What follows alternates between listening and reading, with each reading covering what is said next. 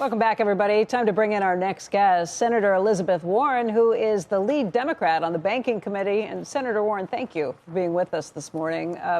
From your position on the Banking Committee, thought we might start with the Federal Reserve, what you thought about what happened yesterday, and maybe more importantly, what you think about this overall conversation about who will take over the Federal Reserve next, who the next chairman will be. I know in the past you've had criticism for Jay Powell. You've called him dangerous at some points, but I think you're also concerned about what comes next.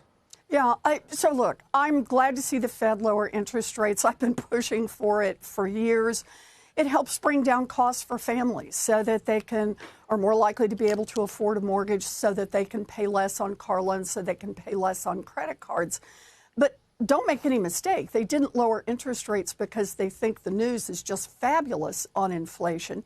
They lowered interest rates because they expressed a lot of concern about the job market.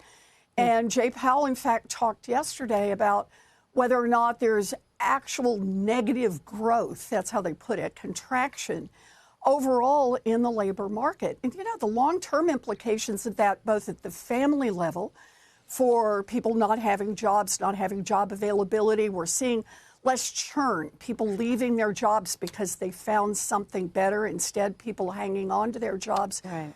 That all means a lot more pressure on families. So the news yesterday, look, I'd like for it to be better news, but right now there's still a lot of red flashing lights about this economy and the Fed's response to it. Does that mean you'd like to see the Fed cut interest rates even faster? You agree with the president and Stephen Myron that they should have cut 50 basis points yesterday? You know, I keep looking at this as why don't they? And the answer is Donald Trump. He's the one who has caused so much chaos with the tariffs that the Fed has said we can't. In fact, Jerome Powell said in July they would have started cutting interest rates substantially back in March.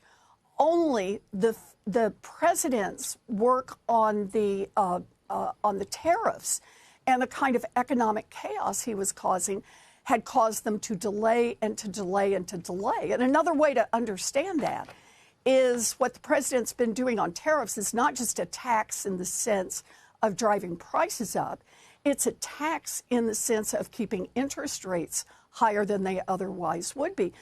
But of course, that goes to the other question you asked, and that is about the independence of the Fed. You rightly point out, I have had no problem criticizing Jerome Powell when I think he's wrong, and I thought he's been wrong a lot. But I think it's important to have an independent Fed.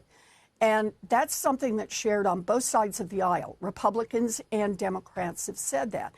If the president just turns around and puts his own guy in there, puts in a sock puppet, then one of the consequences of that is we will lose one more part of our economy that we've had literally for decades, that keeps it working better because we've got a Fed that at least is making its best efforts to make decisions based independently on how they read the data, how they see the economy unfolding. And Donald Trump doesn't want that.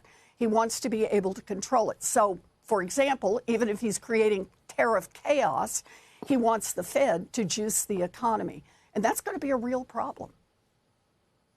The three leading candidates at this part are Warsh and Kevin Warsh, Kevin Hassett, and Waller are the three leading candidates. Do you think any of them are sock puppets? Well, are you kidding?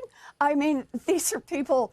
One of them works directly for the president. The president controls his job. He doesn't want to give that up.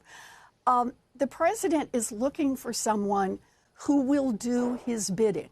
Now, I very much hope that Republicans will speak up about the dangers of having a Fed chairman who is controlled by the President of the United States. So far, the Republicans have spoken generally about independence of the Fed, but they've been willing to bend the knee to Donald Trump over and over. So I think this is going to be one more moment.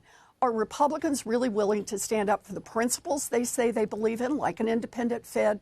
Or are they just going to say whatever Donald Trump wants is what they'll go along with?